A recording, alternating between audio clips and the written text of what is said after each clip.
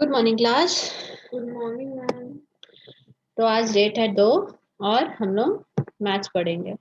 मैं आप सभी से कुछ प्रश्न पूछूंगी, जिसको भी उसके आंसर पता होंगे पूरे वाक्यों में अपने आंसर देंगे। अपनी पसंद की कोई संख्याएं बताइए। मेरी पसंद की संख्याएं 3 और 5 है। ओके, 5 में 5 का गुणा करने पर हमें क्या प्राप्त होता है? 5 में 5 का गुणा करने पर हमें 25 प्राप्त होता है। मल्टीप्लाई करने पे, नॉट एडिशन। ओके, 5 में 5 का गुणा करने पर हमें 25 यानी 25 प्राप्त होता है। 25 को हम 5 का क्या कहते हैं? 25 को हम 5 का वर्ग कहते हैं। Very good. और 5 के वर्ग में 5 को गुणा करने पर हमें क्या प्राप्त होगा? 5 के वर्ग में 5 का गुणा करने पर हमें 5 का धन प्राप्त होगा। घन प्राप्त होगा, यानी 2 5 में 1 5 का गुणा कर देंगे तो हमें क्या होगा? घन। तो किसी संख्या का घन कैसे ज्ञात किया जाता है? संख्या का घन ज्ञात करना। 2 में 2 का गुणा करने पर हमें क्या प्राप्त होता है?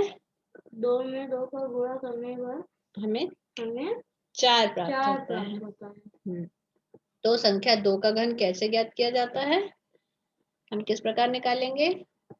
2 तथा 2 का गुणा करने पर हमें 2 का वर्ग प्राप्त होता है, यानी 2 का वर्ग क्या होता है? 4 होता है। तथा किसी भी संख्या के वर्ग में उसी संख्या का गुणा करने पर, यानी 4 में यदि हम 2 का और गुणा कर देंगे, यानी 2 multiply by 2 multiply by 2 equals to 8, तो 2 का घन प्राप्त हो जाएगा। यानी किसी भी नंबर को 3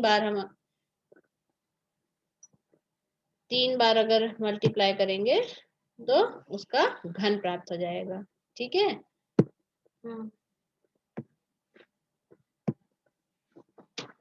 अब संख्या का घन प्राप्त करना। 1 से 10 के बीच कोई संख्याएं बताइए।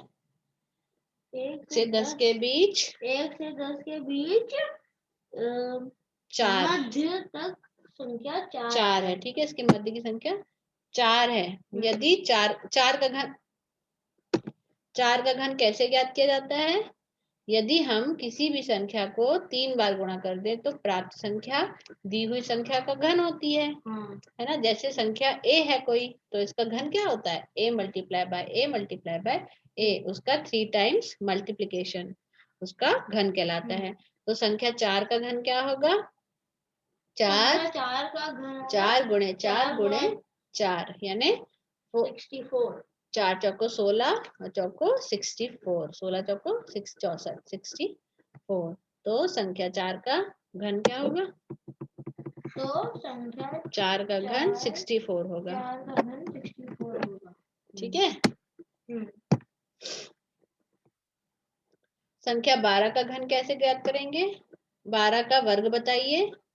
12 में 12 का मल्टीप्लाई करेंगे तो उसका वर्ग क्या होता है? 144 होता है। 144। तो 12 का घन कैसे निकालेंगे हम? 12 का वर्ग होता है 144। तो उसकी संख्या के वर्ग में फिर से 12 का गुणा करेंगे तो हमें उसका घन मिल जाएगा। यानी 12 का घन क्या होगा?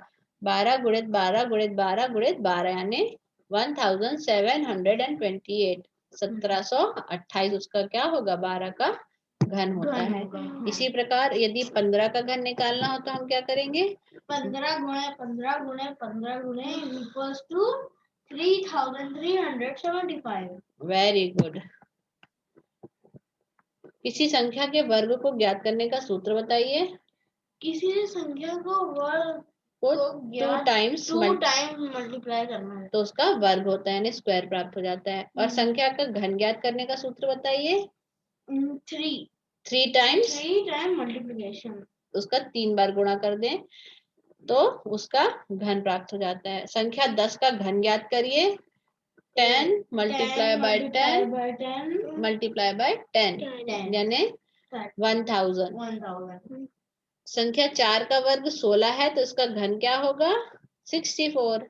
4 मल्टीप्लाई बाय 4 मल्टीप्लाई बाय 4 मतलब 4 4 जा 16 और 16 मल्टीप्लाई बाय 4 64।